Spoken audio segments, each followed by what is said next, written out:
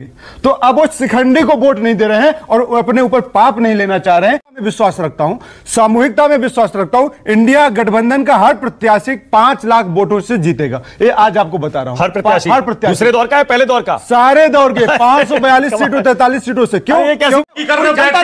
बदतमीज आदमी देखिए किस तरह की बदतमीजी करता है। मैंने तो आपके बारे में कुछ बोला नहीं। इतनी बार टीवी से भगाया तेरे को, क्या भगाओगे? कितनी बार टीवी से भगाओगे टीवी? ओके, अब आगे चलिए। इस मूर्ख ने चालू किया है भाजपा को शिखंडी बोल के। चलिए आगे चलिए। बिल्कुल, तो महामूर्ख जी आप ये बताइए, मणिपुर पे आपके अरे दीपक डिबेट डिरेल हो जाएगी। मूर्ख तो इस स्तर का है, ये मूर्ख तो ये इस स्तर का है।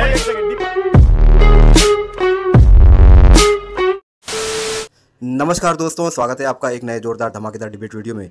दोस्तों, लोकसभा चुनाव के पहले चरण का मतदान पूरा हुआ और इसमें बताया जा रहा है कि 68% वोट कम हुए हैं। तो दोस्तों, इसी पर यह डिबेट है। डिबेट में आप देखो कि जो कांग्रेस पार्टी के प्रवक्ता है वो कुछ ज़्यादा ही लंबी फेंक रहे हैं।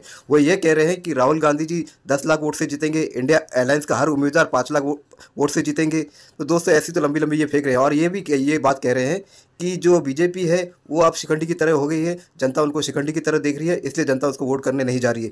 तो दोस्तों, जो के शर्मा जी बैठे थे बीजेपी पार्टी के प्रवक्ता, वो चुपका रहने वाले, वो उन्होंने इनको अच्छे से घसीटा लपेटा और अच्छे से धोया लास्ट तक। और अनुराग भदौरिया समाजवादी पार्टी के प्रवक्ता, वो भी कुछ ऐसी ही बातें कर रहे थे, तो के शर्मा ने उनको भी अच्छे से लपेटा। तो दोस्तों, डिबेट वीडियो पूरा देखिए, आपको आनंद अवश्य आएगा। तो चलिए शुरू करते हैं डिबेट वीडियो। Let's start. बहुत दिन हो गए हैं, मजा नहीं आ रहा है। अभी मजा आएगा ना भिड़ो। पिक्चर चालू करो बे।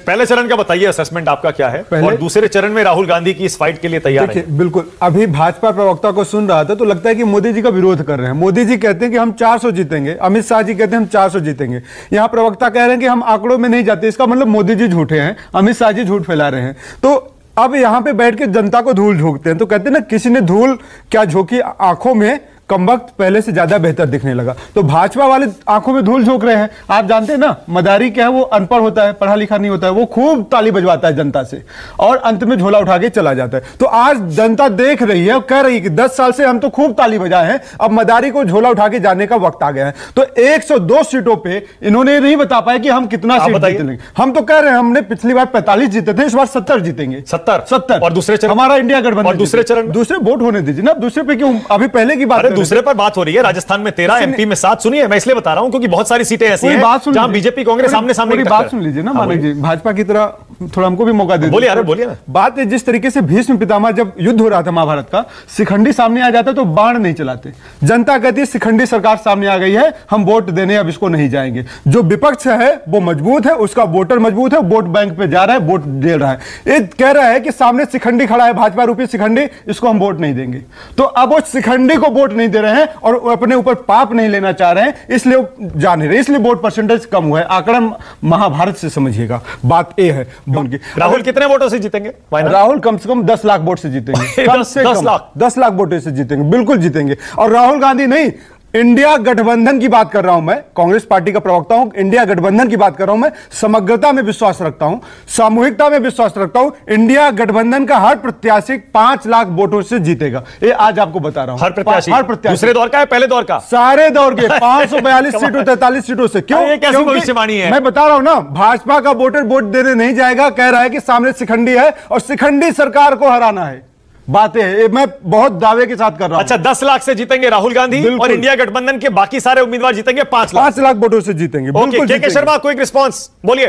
के शर्मा, ये तो मोदी जी को झूठा बोल दिए, अब क्या बोलेंगे? के शर्मा जी के पास बच्चा क्या बोलने के लिए? मोदी जी दिन भर आंकड़े गिनाते हैं, 400 400 400। ये तो कह रहे हैं मैं बिना आंकड़े का हूं, मैं ज्योतिषी नहीं हूं, मैं आंकड़ेबाज नहीं हूं। इनसे क्या लेंगे? के शर्मा बोलिए। के नहीं, मैं किसी मूर्ख की बातों का क्या जवाब दूं? एक ज्ञानी से पूछ लीजिए ना, कितनी सीट आएगी, गिनती पता है इनको? अरे ज्ञानी से पूछिए। अरे मोदी के भक्त, आप बताओ ना कितनी सीट आएगी? मुंह में धूल जम जाती है, मुंह में दही जम जाती है, जनता की आंखों में आपकी ज्ञानता और महानता पूरा देश देख रहा है। महंगाई की बात करते करते, मणिपुर की बात करते, महिलाओं की बात करते तो अच्छा लगता, थोड़ा आप ज्ञानी समझ में आते, लेकिन महामूर्ख हो गए आप तो। नहीं, इन मैं आपके साथ, आप इनके मूर्ख शब्द पे आप रुकिए, मैं वही कह रहा हूं, आप रुकिए तो सही। के personal please, no personal comment. के चलिए आगे चलिए। भाजपा में ऐसे रुकिए तो सही। हाँ चलिए, के चलिए बोलिए। नहीं, तुम्हारी जैसे शिखंडी कहां से आते हैं? मैं तो भाजपा तो हो ही, तुम्हें तमीज नहीं है बात करने की। भाजपा को सरकार है, बोल रहे जनता हो तो वोट नहीं दे रही, जनता बदतमीजी का पूरा परिचय दे दिया तुमने। इसलिए बता दिया मैंने। अब मानक जी मेरा वक्त है, बोले दीजिए, या तो आपको दीपक अब रुक जाए वन बाय वन। बदतमीजी इन्होंने चालू की है, बोलिए। इस मूर्ख ने चालू किया है, इसलिए बोल रहा हूं। ओके, अब आगे चलिए। इस मूर्ख ने चालू किया है भाजपा को शिकंडी बोल के। चलिए आगे चलिए। बिल्कुल, तो महामूर्ख जी आप ये बताइए, मणिपुर पे आपके अरे दीपक डिबेट डिरेल हो जाएगी। मूर्ख तो इस स्तर का है, ये मूर्ख तो ये इस स्तर का है। एक सेकंड दीपक, नहीं दीपक मानक जी, 1 सेकंड मानक जी, ठीक है आपकी बारी है, नो पर्सनल कमेंट, मुद्दे पे आइए, आगे चलिए चलिए। मैं चुप नहीं होगा मानक जी, अब आपकी गारंटी। ना तो मैं मुद्दे पर ही बोल रहा हूं, लेकिन उस समय आप इनको रोके होते ना, जब से ये शिखंडी बोल रहे थे।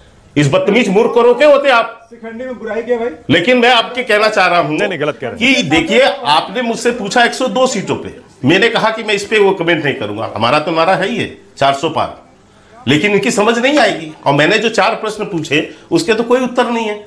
राहुल गांधी सभा नहीं कर पा रहे हैं उत्तर प्रदेश में।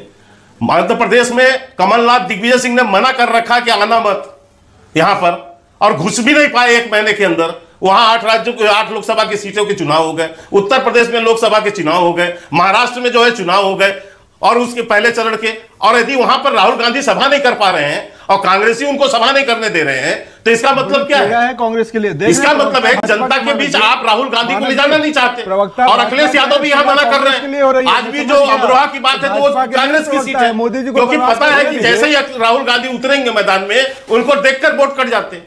और कुछ ना कुछ उनको ऐसा कुछ बोलना ही है जिससे उनका जवाब देने के लिए इनके प्रवक्ता कहते हैं उनके भावों को समझिए, उनके शब्दों पे मत जाइए, उनके भावों को समझिए। तो इसलिए मैं कह रहा हूं कि आज जो कांग्रेस पार्टी की हालत है और विपक्षियों की जो हालत है, कि आज वो जनता का सामना नहीं कर पा रहे। ओके, अनुराग भदौरिया खड़े नहीं हो पा रहे, रैली नहीं कर पा रहे। देखिए ये स्थिति है। ओके, अनुराग भदौरिया। भारतीय जनता पार्टी ने एक मूवी बनाई थी जिसका नाम था 400 पार। और जब मूवी कोई बनाते हैं तो उसके पहले चारों तरफ एडवर्टाइजमेंट चल रही थी, टीवी पे, रोड पे, सड़क पे, जहां देखो वहां, बस स्टैंड पे, एयरपोर्ट पे, रेलवे स्टेशन पे, 400 पार 400 पार मूवी का ट्रेलर आया। कल आपने देखा, मूवी धड़ाम हो गई, गिर गई। अब मूवी गिरने के बाद क्या होता है कि मूवी जो बता रहे थे कि मूवी के आंकड़ा दे रहे थे, इतनी बुरी तरह फ्लॉप हुई मूवी कि हमारे प्रवक्ता आज 102 में कितना जीतेंगे बताने को तैयार नहीं। बॉक्स ऑफिस कलेक्शन तो अभी आया नहीं, आ गया ना, क्या आया? अरे सुनिए, 102 का आया तो 102 में बीजेपी के प्रवक्ता करे मैं तो भैया ज्योतिषी नहीं हूं। कहां आया? नहीं बॉक्स ऑफिस का तो 4 तारीख को आएगा, जून 4 को आएगा। ट्रेलर आया ना, तो ट्रेलर ही धड़ाम हो गया। तो उस ट्रेलर को देखो, बीजेपी प्रवक्ता क्या करें, 102 में कितनी सीटें जीतेंगे मानक जी पूछ रहे करें। देखिए, मैं आंकड़ा नहीं बता सकता हूं, आंकड़ा नहीं बोलता हूं, और पूरी टीम इनकी इतने दिनों से 400 पार बोल रही थी। 102 में कितनी आएंगे नहीं जीत पा रहे। अच्छा, हम तो 80 पार चैलेंज करता हूं, मैं आपको चैलेंज करता हूं, आप बताइए कितनी सीटें जीत रहे हैं? 80 पार है, 102 में बड़ा आसान है ये तो। नहीं आसान नहीं कह दीजिए। अरे मैं गिना सकता हूं, 102 में 80 कह दीजिए, 89 में 70 कह दीजिए। 89 में 70 इसलिए चूंकि जीत रहे हैं उनको, तभी तो आंकड़ा नहीं बता पा रहे हैं। वो 400 पार क्यों बता रहे थे आज तक? मूवी सुपर हिट होगी, चारों तरफ होर्डिंग पोस्टिंग लगे रहते थे।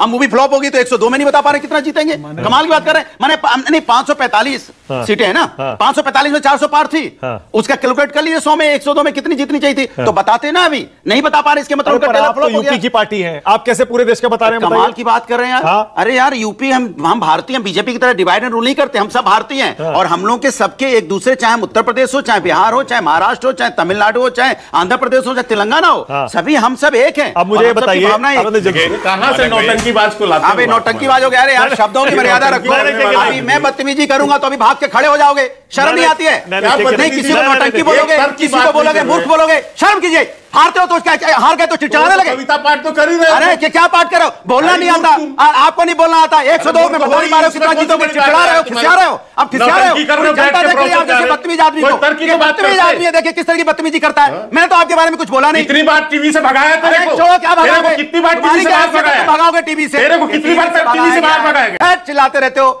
बदतमीजी नहीं होता? कितनी बार आप कर रहे हो? किसी को नौटंकी बात बोलोगे, किसी को मूर्ख बोलोगे। भाषा शैली आपकी ये हिंदुस्तानी भाषा शैली है, ये घमंड की भाषा शैली है, ये घमंड है आपका। मैंने आपको क्या बदतमीजी की आवाज की? मैंने आपके बारे में पर्सनल कमेंट किया? मैं पार्टी की बात कर रहा हूं, आप पार्टी की बात कीजिए। इसके मतलब आपके पास शब्द नहीं है, आपके पास तरीका नहीं बात करने का, पर्सनल कमेंट करते हो। पता नहीं किसने प्रवक्ता बना दिया आपको। आप भी मत करिए, नो पर्सनल कमेंट नहीं, हमें कह रहे नौटंकी की बात। No personal comment. के शर्मा बोलिए। एक चीज सुनिए मानक जी, देखिए एक गंभीर डिबेट हम कर रहे हैं। हाँ, तो हम भी चाहते हैं कि गंभीरता से इतने बड़े चैनल में। अच्छा, ये गंभीरता है, नौटंकी बोलना गंभीरता है। लेकिन मैं दूसरी बात कहता हूं, मैं दूसरी बात कहता हूँ। मैं मानक जी, मुझे दो ना यार प्लीज। चैनल है, चैनल का एक बहुत प्रसिद्ध कार्यक्रम है। मानक जी, आपके ही चैनल जब हंगामा होता है तो सबसे ज्यादा मौका मुझे मिलता है बोलने का। अभी जो हंगामा हुआ, प्लीज मुझे बोलने का मौका दो। मानक जी थोड़ा सा समझिए, बस मैं एक बात बोलूं, देश को चूना लगा, इसलिए मुझे वो आती है। देखिए क्या है, आपका एक बहुत प्रसिद्ध कार्यक्रम है माहौल क्या है। कल जब रिजल्ट निकल रहे थे, सॉरी जब वोट पड़ रहे थे, तो मैं कहता हूं कि आपने लाखों करोड़ों दर्शकों ने उस कार्यक्रम को देखा होगा। 3 प्रमुख आपके रिपोर्टर सहारनपुर, मुजफ्फरनगर और इन सारे क्षेत्रों में थे। मैं कहता हूं कि केवल उस कार्यक्रम को ही लोग देख लें, आप ही के चैनल के उस कार्यक्रम को देख लें, तो लोगों की आंखें खुल जाएंगी। तो इस तरह की जो है बतौलेबाजी कोई नहीं करता। विषय क्या है कि आपको कुछ नहीं, केवल यहां पर बैठ के जो है गाना है। अरे पूरे देश भर में गा रहे हो, सीटें लड़ नहीं पा रहे हो देश भर के अंदर में। उत्तर प्रदेश की 80 की 80 सीट तक लड़ने की आपकी क्षमता नहीं है। ठीक, और बातें इतनी ऊंची ऊंची। जिस राह पे तुम चल रहे हो बेटा, एक दिन पूरी तरह फंसोगे।